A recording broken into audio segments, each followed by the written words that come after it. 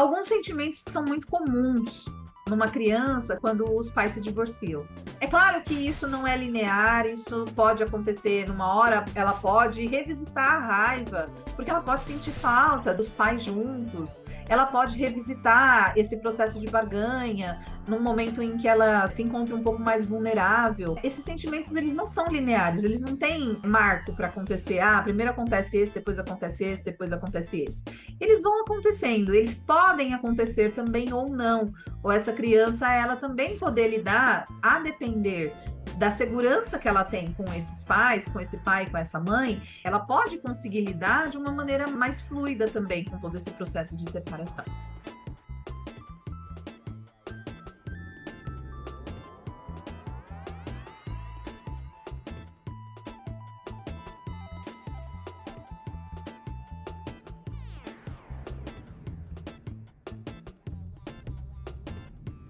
Olá, como é que você está? Estamos aqui de volta para falar um pouquinho agora sobre as perdas que as crianças enfrentam perante um divórcio, né? Dando sequência, só para contextualizar vocês um pouquinho, eu estou abordando esse tema esse mês de outubro, principalmente por conta do mês das crianças, pelo fato de eu ter começado a trabalhar num novo projeto que se chama Oficina Pais e Filhos, que é um projeto que é feito em parceria com uma instituição de ensino daqui de São Paulo, do qual eu e uma professora muito querida minha somos filiadas, em parceria com uma universidade, que é a universidade que acolhe esses pais e filhos, e com um fórum daqui de São Paulo, um fórum de justiça daqui, um tribunal de justiça daqui de São Paulo.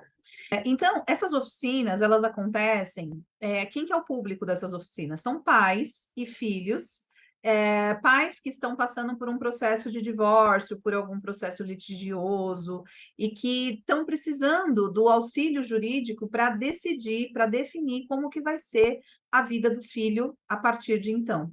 Esse projeto, ele é um projeto que visa psicoeducar principalmente os pais, para que o efeito desse divórcio seja menos traumático na vida dessa criança.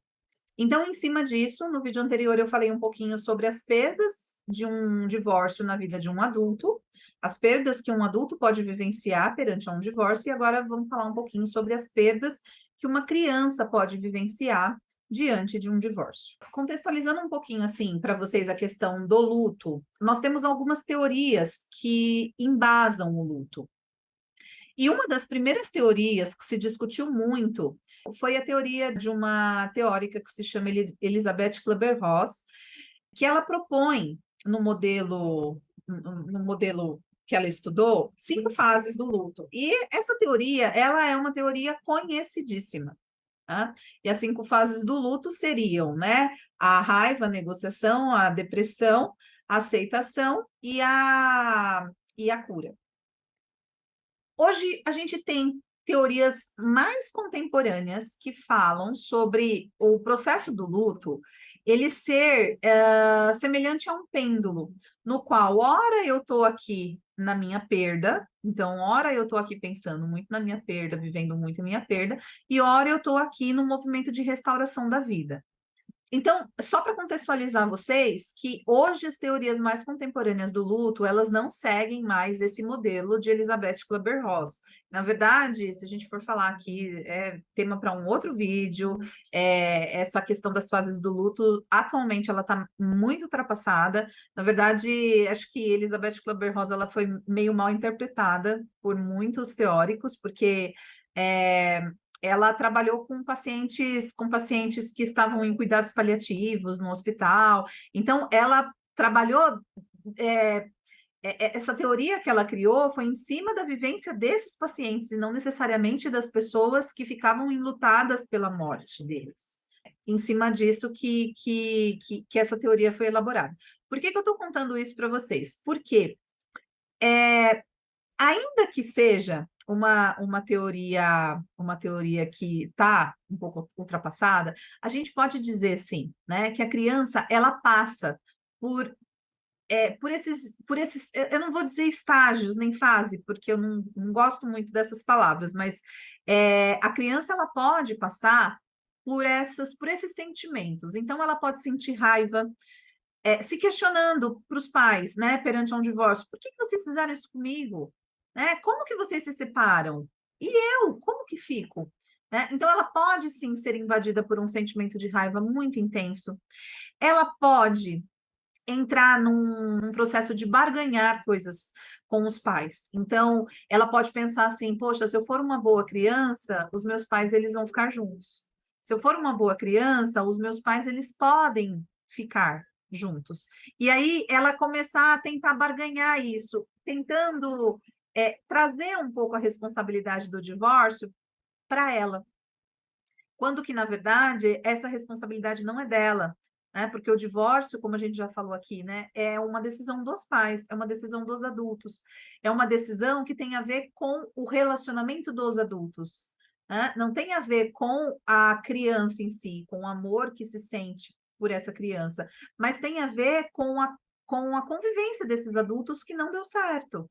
E que, por isso, para que eles consigam viver de uma melhor forma, eles optam pelo divórcio para que eles, né, consigam viver uma boa vida, tá? E essa criança, muitas vezes, elas podem trazer para si essa responsabilidade, acabar se sentindo culpadas por esse processo, e acabar aqui entrando num movimento de tentar barganhar algumas coisas. Então, é muito comum a gente pegar casos assim, né, da criança, não, eu preciso ser uma boa filha, um bom filho, porque se eu for, daí meus pais podem ficar juntos, daí meus pais vão brigar menos, daí meus pais vão. E não tem a ver, não tem a ver com eles esse processo, tem a ver com a relação dos pais.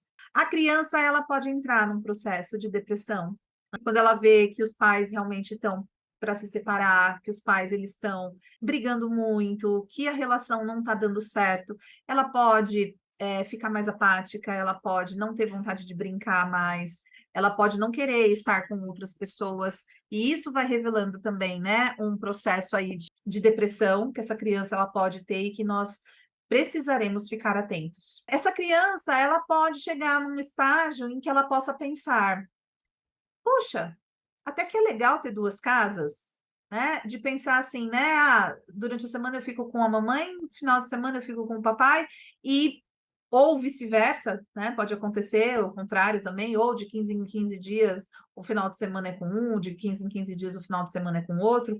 E ela pode descobrir que é bom isso. Ela pode descobrir que a vida com o pai, ela pode ter uma certa diversidade na vida com o pai e uma certa diversidade na vida com a mãe. E que isso não necessariamente vai ser ruim. Até que ela chegue num processo em que, quando tudo corre bem, quando esse processo de divórcio corre bem, corre de uma maneira harmoniosa, ela pode integrar que ela continua tendo uma família, ainda que os pais estejam separados. Então, ela pode ter a família, né, da mãe, se a mãe refizer a família, se a mãe casar novamente, e ela pode ter a família do pai, se o pai também, né, refizer a família, se casar. Ela pode passar por esses sentimentos, por esses estágios que a gente, né, que eu falei um pouquinho até da teoria da Kübler-Ross para trazer um pouco à tona isso, ela pode passar por isso. É claro que isso não é linear, isso pode acontecer numa hora, ela pode revisitar a raiva, porque ela pode sentir falta dos pais juntos, ela pode revisitar esse processo de barganha, num momento em que ela se encontre um pouco mais vulnerável, tá? Esses sentimentos, eles não são lineares, eles não têm marco para acontecer. Ah, primeiro acontece esse, depois acontece esse, depois acontece esse.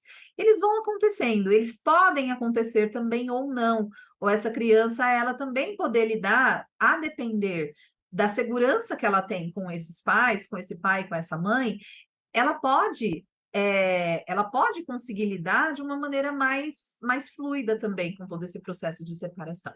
De toda forma, existem perdas. E essas perdas, elas têm a ver com esses sentimentos. Alguns sentimentos que são muito comuns numa criança quando os pais se divorciam. Então, é muito comum a criança ela se sentir abandonada. É muito comum a criança sentir decepção. É muito comum ela sentir raiva, medo, ansiedade, culpa, negar essa separação, né? É muito comum essa negação. Ela se sentir rejeitada, ela deprimir, ela entrar em choque. É muito comum que essa criança ela passe um tempo buscando compreender qual que é o lugar dela de novo. Porque lembram quando eu falei lá no vídeo passado que tem uma mudança na estrutura familiar? É que o pai que antes chegava em casa perguntando, e aí, filho, como é que tá? Agora ele vai ter que mudar, ele vai ter que pegar um telefone para ligar, porque ele não vai poder ver esse filho todos os dias. Para esse filho também vai ter essa mudança. Para esse filho também, ele também vai precisar se adaptar ao fato do pai ou da mãe não estarem com ele ali todos os dias.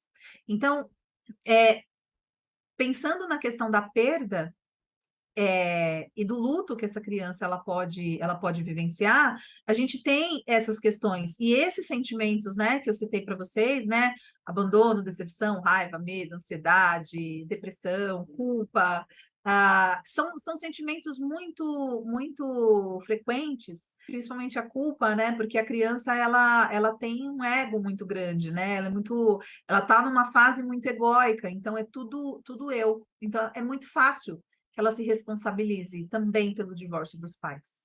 E, inevitavelmente, né, vai haver, né, vão haver algumas perdas, e a forma como essa criança ela vai lidar com essas perdas vai depender muito da forma como esses pais oferecem segurança para ela.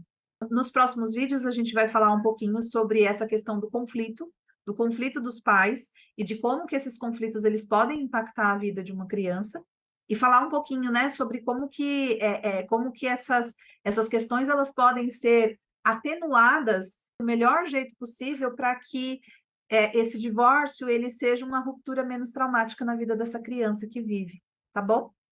Bom, gente, era isso que eu tinha para falar para vocês hoje nesse vídeo. Deixo aqui o meu abraço para vocês. Obrigada aí pela audiência e a gente se vê no próximo.